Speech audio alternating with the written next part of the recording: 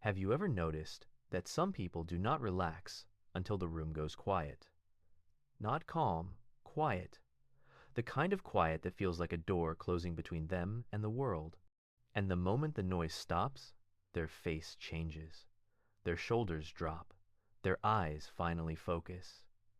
It is like their real self walks back into the room. If that is you, you are not broken. You are not rude. You are not cold. You are reacting to something your brain has learned to need. Silence is not emptiness for you. Silence is oxygen. Here is the psychology of people who need silence to feel like themselves. Error 1. Their nervous system runs hot in social life. Some people hear a conversation and feel energized. Others hear the same conversation and their body starts paying a tax. A little tension in the chest, a slight jaw clench, a pulse that stays higher than it should, not because the people are bad, but because the brain is processing everything at once. Tone of voice, facial microexpressions, the speed of replies, the pressure to match energy, the tiny decisions that never stop. Where to look, when to laugh, when to speak, when to pause. This is linked to sensory processing sensitivity. Some nervous systems register more input, more intensely. That does not mean fragile. It means finely tuned. The downside is overstimulation. The brain uses more fuel, and in crowds it burns through that fuel fast. So silence becomes regulation. In quiet, the nervous system stops scanning for signals. It stops predicting outcomes. It stops preparing the next response. Quiet is where their body returns to baseline. If you have ever felt guilty for wanting to disappear after a social event, notice the pattern. You are not avoiding people. You are recovering from too much input. 2. Silence is where their identity feels stable. When the room is loud, your mind can start to feel like a mirror. You reflect what is around you. You adapt. You become the version of yourself that fits the moment. That is not fake. That is social intelligence. But for some people, adapting comes with a cost. They can lose the feeling of who they are underneath the adjustment. Psychology calls this self-concept clarity. It is the sense that your identity is clear, consistent, and anchored. People with lower self-concept clarity often feel pulled by external cues. They read the room and their personality shifts to match it. Then later, in quiet, they ask a painful question. Who was I just now? Silence is the reset button. In quiet, there is no audience, no performance, no silent pressure to be interesting, agreeable, or strong. Their preferences return. Their values return.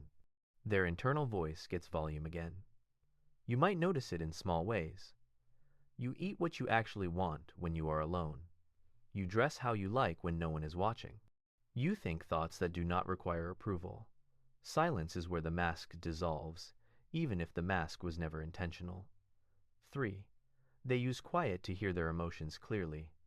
Noise does not just fill the air. It fills the mind. When there is constant stimulation, emotions become blurred.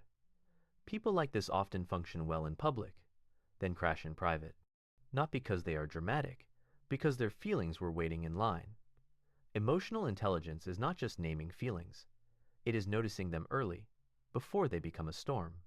Silence is the condition that makes that possible. In a loud day, you might miss the first signals, the subtle sadness, the creeping irritation, the anxious loop starting. Then suddenly you feel overwhelmed and you do not know why. Quiet lets you rewind.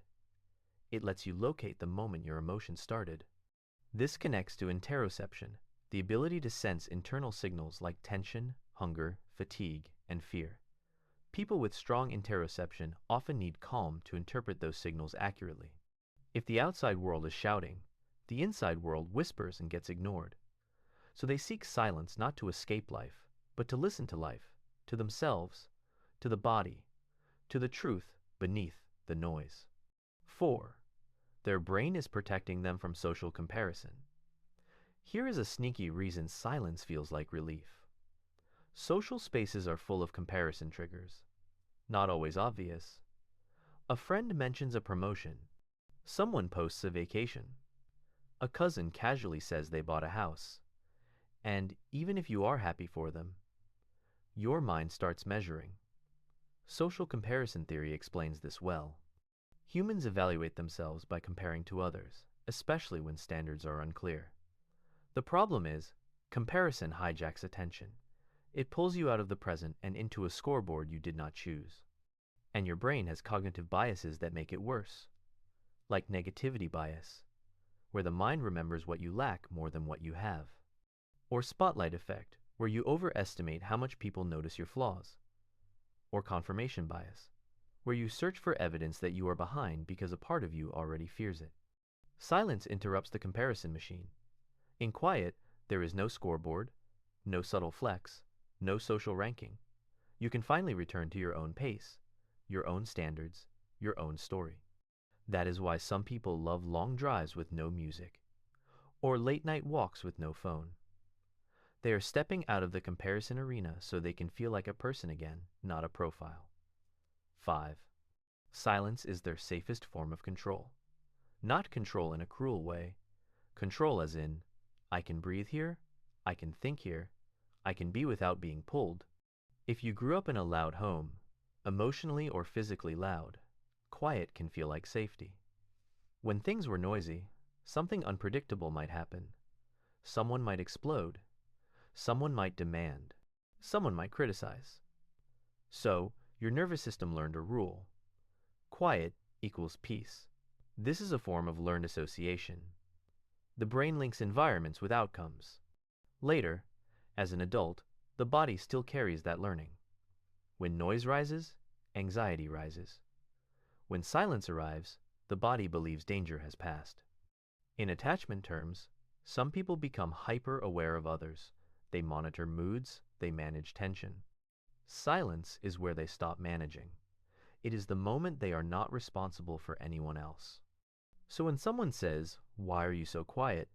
it can feel like being exposed. Because the quiet is not emptiness. It is your shelter. 6. Quiet is where their mind does its deepest work. When the world goes silent, something strange happens. Your brain stops reacting and starts connecting. Psychologists call this the default mode network, the system that turns on when you are not focused on a task. It is where memory, meaning, and imagination meet. That is why your best ideas often show up in the shower. That is why a solution appears when you stop forcing it. Silence gives your mind space to link old experiences to new options. It lets you process grief without being rushed. It lets you replay a conversation and notice what you really felt, not what you pretended to feel. For people who live in their head, this can be a gift and a risk. The gift is insight. The risk is rumination. The loop where you keep thinking but never arrive. The difference is direction. Insight feels like clarity. Rumination feels like quicksand. So they learn a quiet ritual, a journal for 10 minutes, a few slow breaths, a simple question like, "What do I need today?" Silence becomes a workshop, not a prison. Now, there is an important twist. Needing silence can be healthy, but it can also become a hiding place. If you only feel like yourself when you are alone, ask yourself gently, is the world too loud, or have you been forced to shrink in it? Are you using quiet to recharge, or to avoid being seen? There is a difference between solitude and isolation. Solitude refills you.